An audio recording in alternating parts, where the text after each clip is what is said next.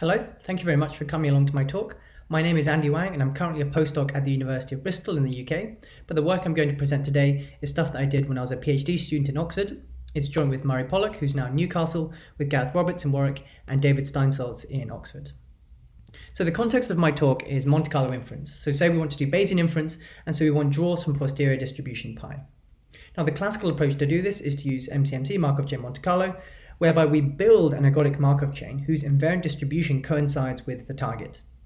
And if we can do that, we can then basically use sample paths of the Markov chain as a proxy for the target distribution. And of course, our favorite MCMC scheme is the Metropolis-Hastings algorithm, which is reversible, so you can easily check that pi is invariant. And it just works surprisingly well, despite being so simple. But of course, we've come to realize in recent years that this reversibility is not such a great thing because it means diffusive behavior is unavoidable.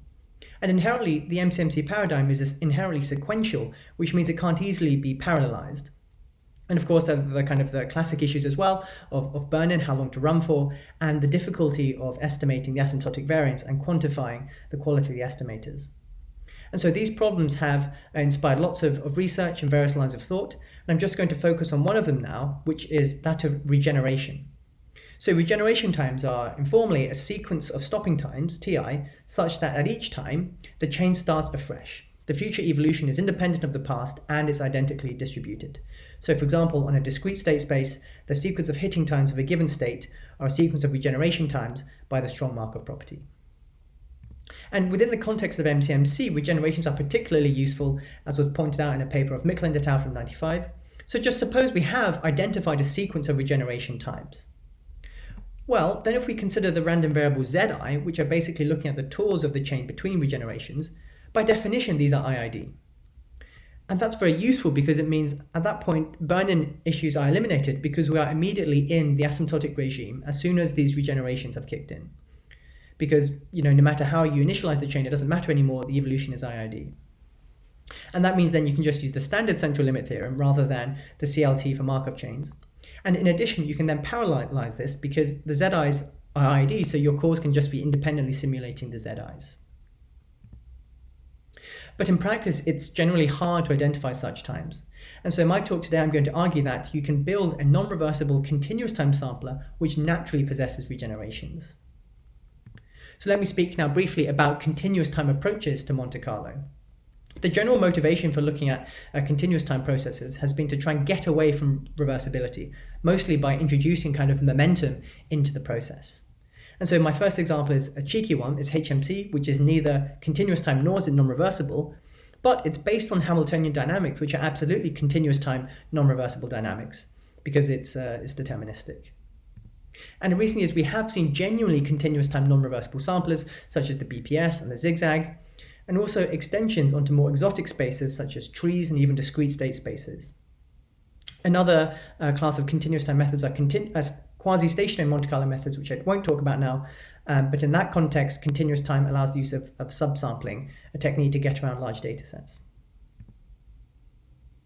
So now let me bring together these two strands of continuous time Monte Carlo with regenerative sampling.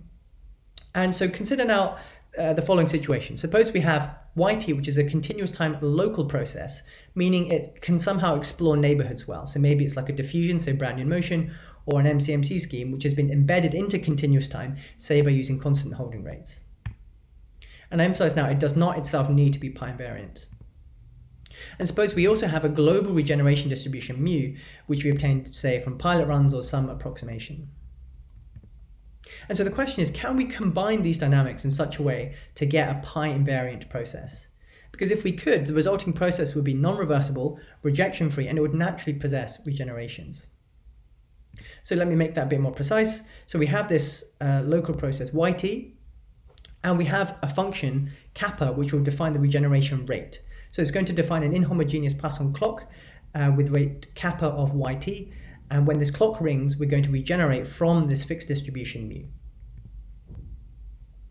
And so we call this restore because it's randomly exploring and stochastically regenerating. And so one of our key contributions is to say you can make this overall process with these three ingredients pi stationary.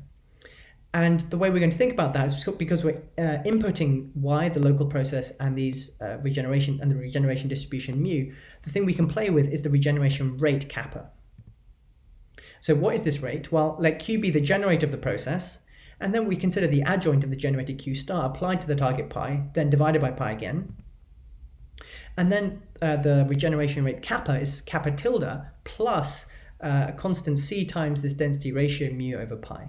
And this is the key assumption of restore, is that you need to be able to find a constant c such that this kappa is non-negative. If you are in the special case where the local process is itself pi invariant, then kappa tilde is 0, and so this is very straightforward, but in general it doesn't have to be pi invariant, so yeah. And one of the nice things about this continuous time regenerative framework is that it allows a natural application of coupling from the past, which is a really beautiful technique pioneered by Propp and Wilson to get an exact draw from the stationary distribution of a Markov process.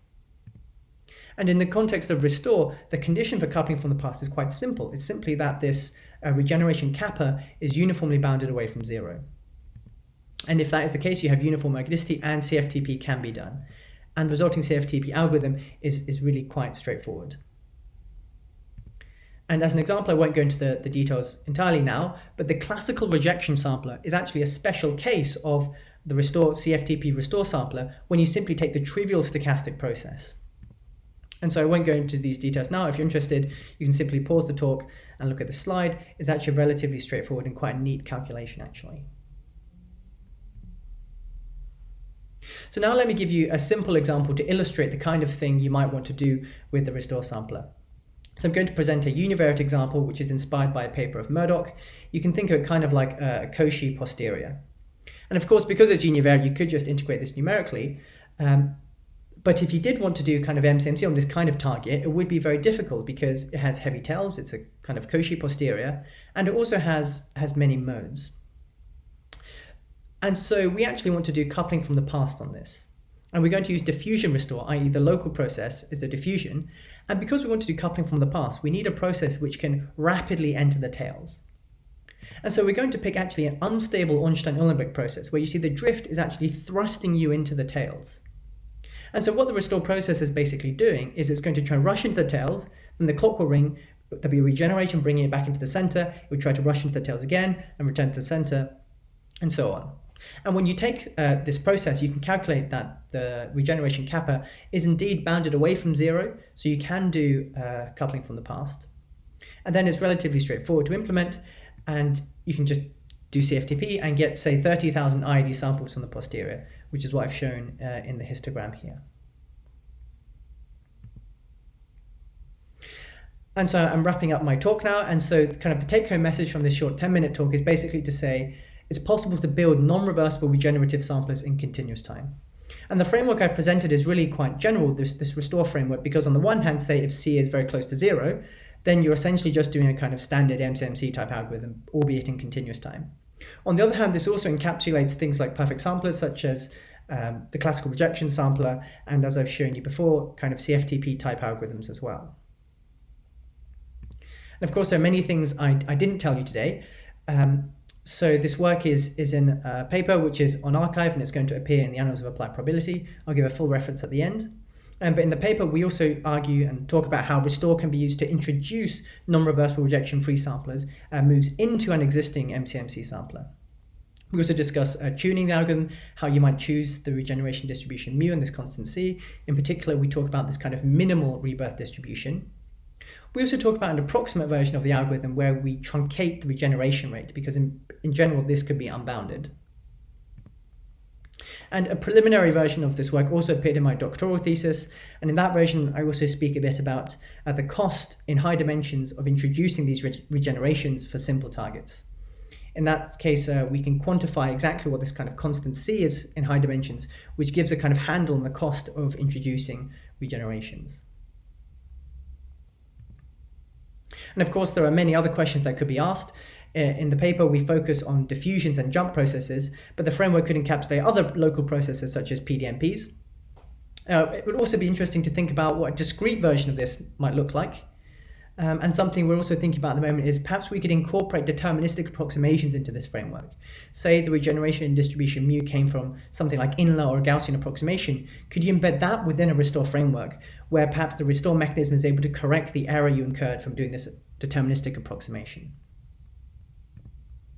And so now I'll give you these two references, and thank you very much for your time.